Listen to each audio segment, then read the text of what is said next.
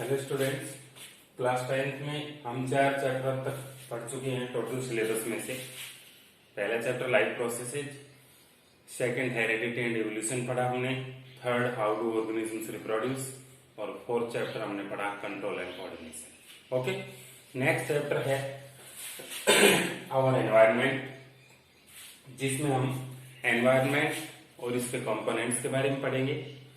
Living organisms environment से किस तरह से अफेक्ट होती हैं, उनकी ग्रोथ और डेवलपमेंट, और ह्यूमन एक्टिविटीज से एनवायरनमेंट को क्या क्या हार्मफुल इफेक्ट्स होते हैं। सबसे मेन फोकस इस पर रहेगा कि ह्यूमन एक्टिविटीज और इंक्रीजिंग पॉल्यूशन से एनवायरनमेंट पर क्या हार्मफुल इफेक्ट्स हो रहे हैं। ठीक है, तो सबसे पहले इंट्रोडक्शन पार्ट में हम पढ़ लेते हैं एनवायरनमेंट क्या है। नोट्स आपको इसी से लिखने हैं, अलग से नहीं भेजूंगा मैं, तो आप एक एक पॉइंट समझते रहें। Environment includes all those things and set of conditions which influence the life of an organism, including their growth, development, etc. Environment हमारे चारों ओर जो आपको दिखाई दे रहा है वही environment है, जो कि लिविंग ऑर्गेनिजम्स की ग्रोथ को, डेवलपमेंट को, सबको अफेक्ट करता है। मतलब लिविंग ऑर्गेनिजम्स की ग्रोथ, डेवलपमेंट और सर्वाइवल एनवायरमेंट पर ही डिपेंड होता है। ठीक है, The main components of our environment are physical surroundings, living beings and climatic conditions of the region.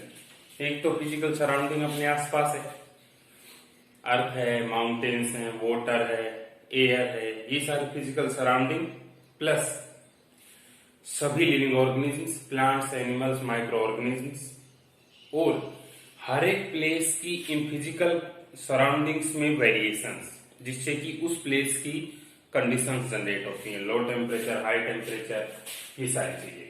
तो ये 3 कंपोनेंट्स हैं एनवायरनमेंट के, जो अलग अलग लाइन में लिखें आप। All these components interact with one another so as to maintain balance of environment, however the balance is being disturbed by some human activity. ठीक है, इन सभी फैक्टर्स, फिजिकल फैक्टर है, लिविंग ऑर्गेनिजम्स हैं, नॉन लिविंग कंपोनेंट है, water, air है, इन सभी के बीच आपस में इंटरेक्शन होता है। इंटरेक्शन मीन्स ये है कि लिविंग ऑर्गेनिजम्स में आपस में भी इंटरेक्शन होता है, और लिविंग ऑर्गेनिजम्स का नॉन लिविंग कंपोनेंट्स यानी कि फिजिकल कंपोनेंट से भी इंटरेक्शन होता है। जैसे हम लिविंग बीइंग है, हमारा फिजिकल एनवायरनमेंट से क्या इंटरेक्शन है, हम रेस्पिरेशन कर रहे हैं, ब्रीथिंग कर रहे हैं, तो फिजिकल एनवायरनमेंट में प्रेजेंट एयर को इनटेक कर रहे हैं और जनरेट होने वाली एयर या गैस को रिमूव कर रहे हैं। दैट मीन्स हम एयर से इंटरेक्ट कर रहे हैं। ठीक है, फिजिकल एनवायरनमेंट में किस तरह का टेम्परेचर, किस तरह की वाटर की अवेलेबिलिटी होगी, उसी के बेसिस पर उस पर्टिकुलर प्लेस में प्रेजेंट लिविंग ऑर्गेनिजम्स का टाइप और डाइवर्सिटी भी डिसाइड होता है। जैसे एक्वेटिक लाइफ, अलग अडेप्टेशन के लिविंग ऑर्गेनिजम्स वहां पर रहते हैं, डेजर्ट में अलग, या फिर किसी और प्लेस में अलग अलग टाइप की टाइप ऑफ लिविंग ऑर्गेनिज्म वहां पर कौन सी रहेगी, ये कौन डिटरमाइन करता है? ये डिटरमाइन करता है कि किस तरह की क्लाइमेटिक कंडीशंस वहां पर है। और वो क्लाइमेटिक कंडीशंस कौन डिसाइड करेगा? जो फिजिकल एनवायरनमेंट के जो फिजिकल फैक्टर्स हैं वो डिसाइड करेंगे। एयर, वाटर, सॉइल, रेन, ये सभी डिसाइड करेंगे। ठीक है, तो टाइप ऑफ डाइवर्सिटी किसी भी एरिया में फिजिकल फैक्टर से डिसाइड होती है। लेकिन ह्यूमन बीइंग्स की बहुत सारी ऐसी एक्टिविटी हैं जिससे कि नेचर का बैलेंस और एनवायरनमेंट का बैलेंस धीरे धीरे डिस्टर्ब होता जा रहा है। ठीक है, सबसे मेजर प्रॉब्लम है वो है waste types and their effects on environment. The useless, discarded and left over substances are called waste substances. ऐसे सब्सटेंसेज जो हमारे काम के नहीं, किसी भी एक्टिविटी में जो एज ए वेस्ट जनरेट होते हैं, जो हम छोड़ देते हैं, उसको हम बोलते हैं waste. Improper management of waste generated by human activities leads to environmental imbalance. Waste generate तो ह्यूमन एक्टिविटीज से होता है, ये बात है, सही है, लेकिन उस वेस्ट का मैनेजमेंट किस तरह से किया गया है, उस वेस्ट को डिस्पोज ऑफ ठीक से किया गया या नहीं किया गया है, उस वेस्ट का डिस्पोजल की जो साइट है वो प्रॉपर है या नहीं है, या फिर वो वेस्ट किस तरह का है और किस तरह से डिस्पोज ऑफ करना है, उसका मेथड सही नहीं है, तो वो वेस्ट हमारे फिजिकल एनवायरनमेंट में इम्बैलेंस क्रिएट करेगा, प्रॉब्लम क्रिएट करेगा। ठीक है, तो सबसे मेन फैक्टर जो पॉल्यूशन करता है वो वेस्ट का इम्प्रॉपर मैनेजमेंट होता है। उस वेस्ट को डिस्पोज ऑफ करने का जो तरीका है अगर वो सही से फॉलो नहीं होगा तो इम्प्रॉपर मैनेजमेंट होगा। वेस्ट में भी सॉलिड की फॉर्म में household waste, farm waste, industrial waste ये सब होते हैं। लिक्विड की फॉर्म में केमिकल वेस्ट जो इंडस्ट्री से भी निकलते हैं, हर एक ऑर्गेनाइजेशन से, हॉस्पिटल से, इंडस्ट्री से निकलते हैं। And gaseous smoke from automobile vehicles and chimneys of industries, इनसे निकलने वाला धुआं जो होता है वो गैसियस वेस्ट होता है। तो नेचर ऑफ वेस्ट अलग अलग टाइप की होती है, लिक्विड, सॉलिड और गैस कोई भी हो सकती है, लेकिन the waste substances are classified into categories based on ability of living organisms to degrade them.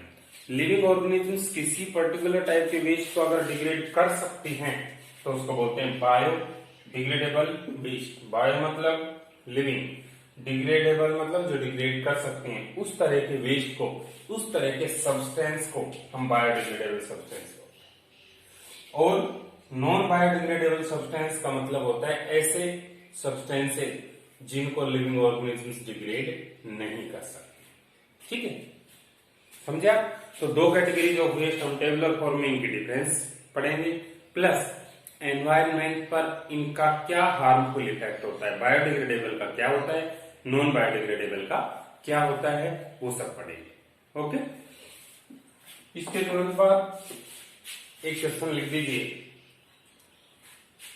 लिखे question, why are biodegradable waste so cold?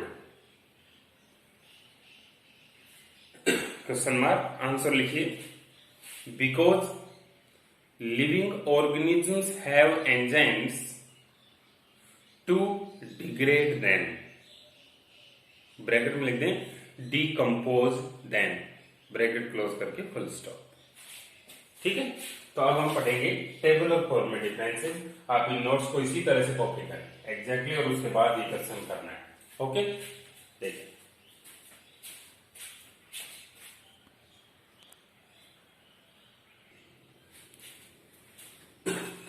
देखिए मेन डिफरेंस किसका है, बायोडिग्रेडेबल एंड नॉन बायोडिग्रेडेबल में। अभी मैंने क्वेश्चन ये लिखवाया, बायोडिग्रेडेबल का मतलब होता है बायो लिविंग ऑर्गेनिजम्स की बॉडी से निकलने वाली वो प्रोटीन्स जिनको हम एंजाइम्स बोलते हैं, वो अगर किसी कंपोनेंट को, किसी सब्सटेंस को डिग्रेड कर दे लार्जर से स्मॉलर में, कॉम्प्लेक्स से सिंपलर सब्सटेंसेस में, तो वो सब्सटेंस तो होगा बायोडिग्रेडेबल, और जो नहीं कर पाए वो होगा नॉन बायोडिग्रेडेबल।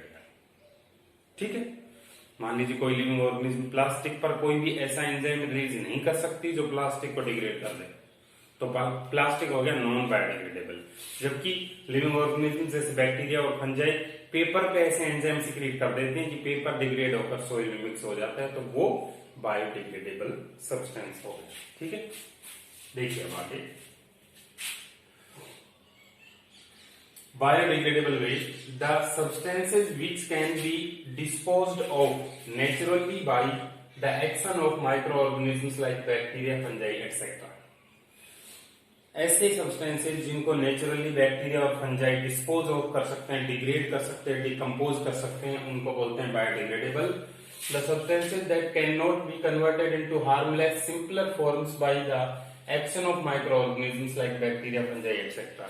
और जो हार्मलेस और सिंपलर सब्सटेंसेज में कन्वर्ट नहीं हो सकते बैक्टीरिया, फंजाई के एक्शन से, उनको हम बोलते हैं नॉन बायोडिग्रेडेबल सब्सटेंसेज। ठीक है, second, the microorganisms secrete the enzymes for breakdown. Microorganisms do not contain enzymes for breakdown of substances. उनके लिए माइक्रोऑर्गेनिजम्स के पास कोई एंजाइम नहीं है और इनके लिए एंजाइम है। Next, these are also used to increase soil fertility. ये वेस्ट तो हो सकते हैं, लेकिन इनका गुड यूज किया जा सकता है एज नेचुरल फर्टिलाइजर्स। उनको सोइल में, क्रॉप फील्ड्स में डालकर अगर डिकम्पोज किया जाए तो सारे मिनरल्स और सारे सिंपलर सब्सटेंसेज जो उनके डिग्रेडेशन से रिलीज हुए वो सोइल में चले जाएंगे, और सोइल में क्रॉप प्लांट्स का अवेलेबल होंगे, जिससे कि क्रॉप की प्रोडक्टिविटी इंक्रीज की जा सकती है। तो इनका वेस्ट प्रोडक्ट्स का भी गुड यूज हो सकता है।